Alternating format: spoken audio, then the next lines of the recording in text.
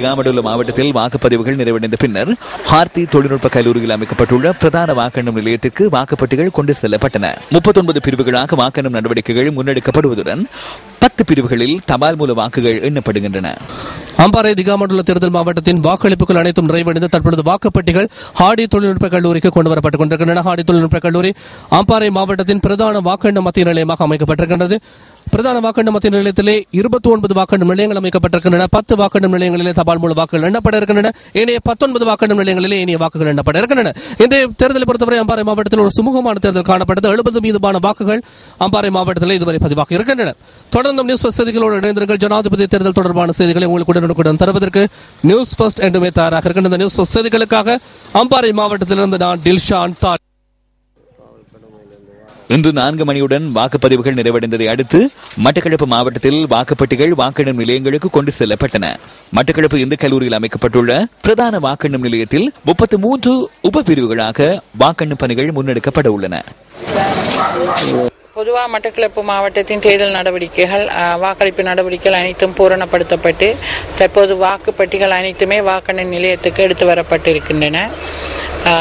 இதிலே இறுதியாக கிடைத்த அறிக்கையின்படி 60.30 வீதத்திற்கு வாக்குகள் வாக்களிக்கப்பட்டுள்ளது. தற்போது தபால் மூல வாக்களிப்புகள் எண்ண ஆரம்பிக்கப்பட்டுள்ளன.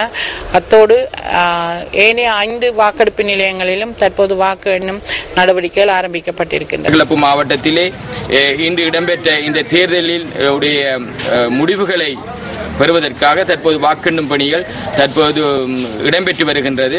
ஆகவே இது தொடர்பான மேலதிக தகவல்களை தொடர்ச்சியாக தருவதற்கு நியூஸ் ஃபர்ஸ்ட் அண்ட் ஃபாஸ்ட் தயாராக உள்ளது. ஆகவே நியூஸ் ஃபர்ஸ்டுடன் தொடர்ச்சியாக இணைந்திருங்கள். நியூஸ் ஃபர்ஸ்ட் செய்திகளுக்காக மட்டக்களப்பிலிருந்து சாமி தமிழ் ராவேந்திரன். திருகோணமலை மாவட்டத்தின் 2 பிரதான வாக்கெண்ணும் நிலையங்களுக்கு வாக்குப்பட்டிகள் கொண்டு செல்லப்பட்டன. திருகோணமலை விபுலானந்தர் மகா வித்தியாலயத்திலும் திருகோணமலை மாவட்ட செயலகத்திலும் வாக்கெண்ணும் பணிகள் முன்னெடுக்கப்படுகின்றன. திருகோணமலை மாவட்டத்தில் சுமார் 65% வாக்களிப்பில் ஈடுபட்டிருப்பதாக தெரிவிக்கப்படுகின்றது. இதேவேளை திருகோணமலை மாவட்டத்தில் சீரான காலநிலை நிலவியதனால் வாக்களிப்பிற்காக மக்கள் சுறுசுறுப்புடன் ஈடுபட்டிருந்தனர். திருகோணமலை நியூஸ் ஃபர்ஸ்ட் செய்திகளுக்காக கிண்ணியா அல் அக்ஸா கல்லூரி 3 ஆஷிக் அப்துல் வதூத். 2015ஆம் ஆண்டு ஜனாதிபதி தேர்தலுக்கான சகல வாக்கு நிலையங்களும் வாக்கெடுப்பு நிறைவடைந்த நிலையில் தற்பொழுது வாக்கு நிலையங்களிலிருந்து வாக்குப்பெட்டிகள் அனைத்தும் பதுளை தேர்தல் காரியாலயத்துக்கு எடுத்துச் செல்வதை எங்களால் அவதானிக்கக்கூடியதாக இருந்தது. காலை வேளையிலிருந்து மக்கள் அமைதியான முறையிலும் பாதுகாப்பான முறையிலும் வாக்களித்ததை அவதானிக்கக்கூடியதாக இருந்தது. குறிப்பாக விசேட போலீஸ் பாதுகாப்பு படையினரும் கடமையில் ஈடுபட்டிருந்தமை குறிப்பிடத்தக்கது. நியூஸ் ஃபர்ஸ்ட் செய்திகளுக்காக பண்டார்வளியிலிருந்து நவராஜ். வாக்களிப்புகள் முடிவடைந்து வாக்குப்பெட்டிகள் வாக்கெண்ணும் நிலையமான நுவரெலிய காமினி மத்திய மகா வித்தியாலயத்துக்கு கொண்டு வரப்பட்டுக் கொண்டிருக்கின்றன. இங்கு வாக்குப்பெட்டிகள் அனைத்தும் கிடைக்கப்பெற்றதுடன் வாக்கெண்ணும் பணிகள் ஆரம்பிக்கப்படும் என நுவரெலியா மாவட்ட தெரிவு அத்தாட்சி அலுவலர் டிபிஜி குமாரசிறி அவர்கள் எம்மிடம் தெரிவித்தார்.